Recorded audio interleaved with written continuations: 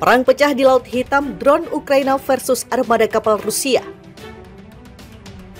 Не имеющие аналогов в мире гиперзвуковые ракетные комплексы «Циркон», для которых нет никаких преград.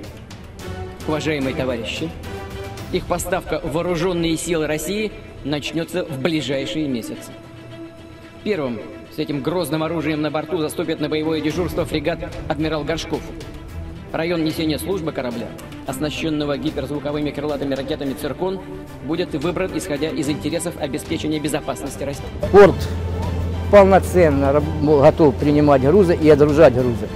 Мы сейчас отгрузили 2 судна с металлом на Россию, и пришли к нам, импорт пришел, это вагончики для нужд строителей города Мариуполя.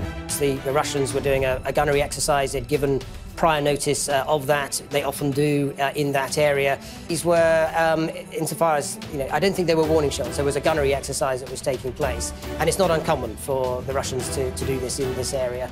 Therefore, the incident's not particularly abnormal in that sense.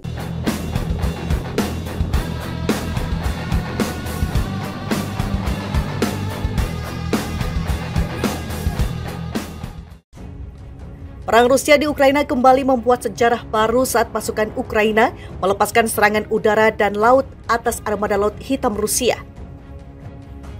Dilakukan sepenuhnya menggunakan drone, ini adalah pertama kalinya pertempuran terjadi antara manusia versus drone di laut. Beberapa drone itu terlihat mampu dilumpuhkan oleh rentetan tembakan, tapi beberapa dilaporkan mampu merusak 3 kapal perang.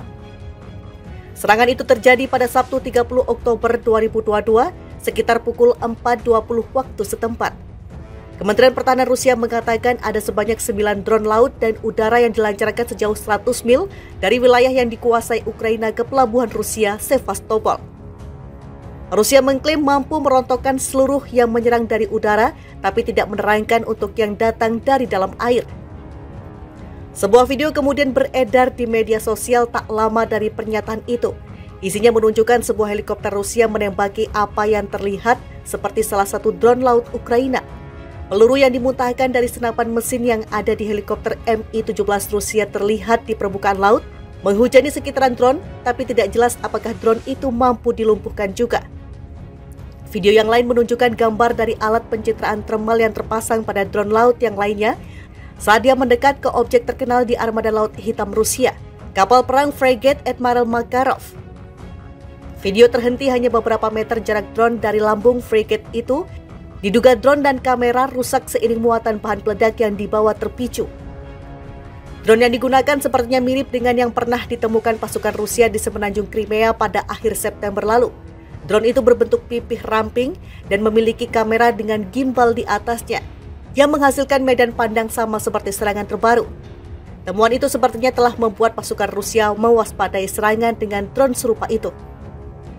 Temuan itu sepertinya telah membuat pasukan Rusia mewaspadai serangan dengan drone serupa itu yang ditunjukkan dengan kehadiran helikopter bersenjata di sekitar Makarov dan anggota armada Laut Hitam lainnya.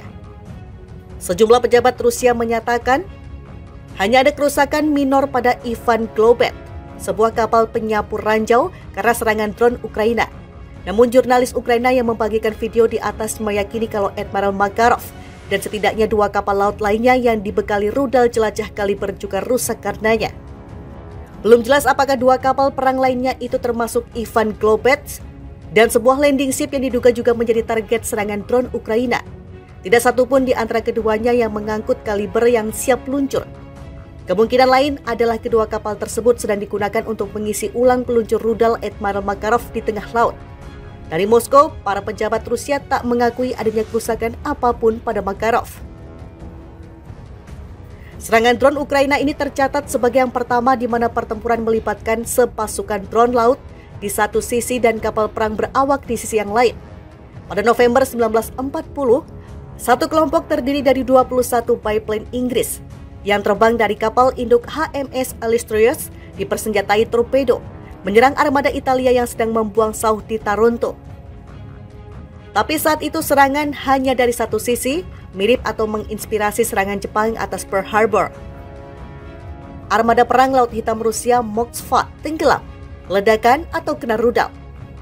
Moskva, satu di antara kapal perang paling penting dalam armada Angkatan Laut Rusia, dilaporkan tenggelam di Laut Hitam pada Kamis 14 April 2022. Kapal perang jenis penjelajah ini tenggelam saat sedang ditarik ke pelabuhan terdekat, Sevastopol, setelah sehari sebelumnya mengalami kebakaran hebat. Sebelum media Rusia mengumumkan kebakaran itu dan adanya evakuasi kru kapal, militer Ukraina mengklaim telah menghantam rudal anti kapal Neptunus ke Moskva.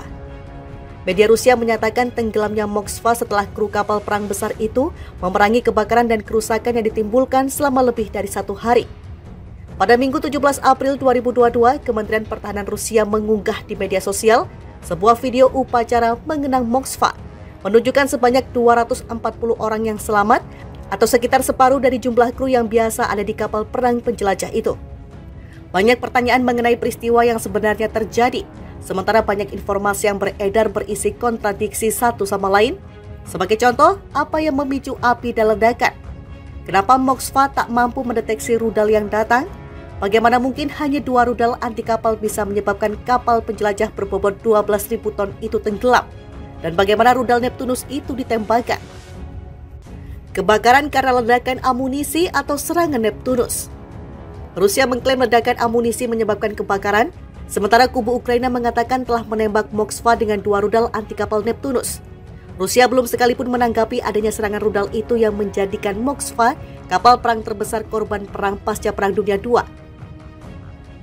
Sebaliknya, Moskow terus dengan klaimnya bahwa Moskva terbakar karena ledakan dari kapal selam itu sendiri, lalu tenggelam di tengah badai saat kapal sedang ditarik.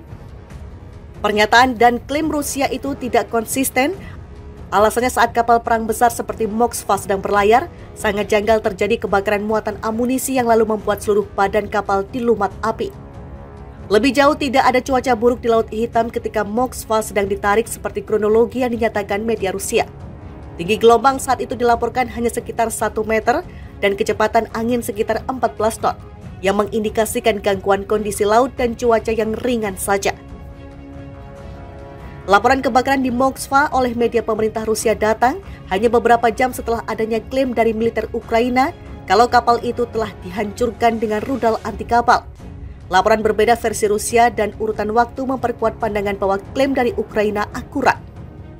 Tapi mempercayai serangan yang dilancarkan menggunakan rudal Neptunus adalah hal yang lain lagi. Penyebabnya, berdasarkan pengumuman oleh Kementerian Pertahanan Ukraina pada Desember 2021 lalu, pengiriman rudal-rudal itu dijadwalkan baru dilakukan April 2022. Sementara perang pecah mulai Februari, sehingga ragu untuk meyakini Ukraina telah memiliki rudal anti kapal Neptunus dalam persenjataannya melawan invasi Rusia ini.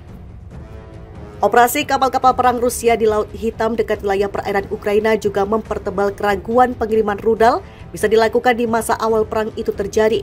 Banyak pula yang meyakini kalau Ukraina memiliki rudal-rudal itu di garis pantainya, negara itu sejatinya bisa menciptakan sebuah zona A2 atau AD, anti-akses atau area denial, yang membuat angkatan perang Rusia berpikir ulang beberapa kali sebelum mendekat ke perairan Ukraina.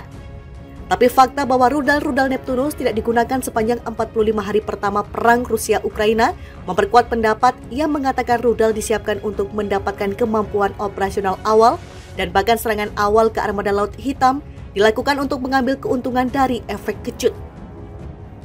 Drone TB2 alihkan perhatian Moskva, rudal Neptunus menyerang.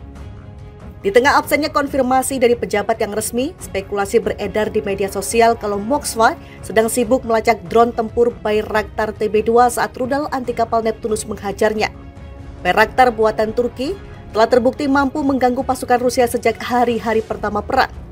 Ada pula spekulasi lain yang menduga Moskva hanya memiliki satu radar pertahanan udara utama yang besar, 3P-41 Volna, yang menghadapi rudal-rudal S-300 yang hanya memiliki medan pandang 180 derajat.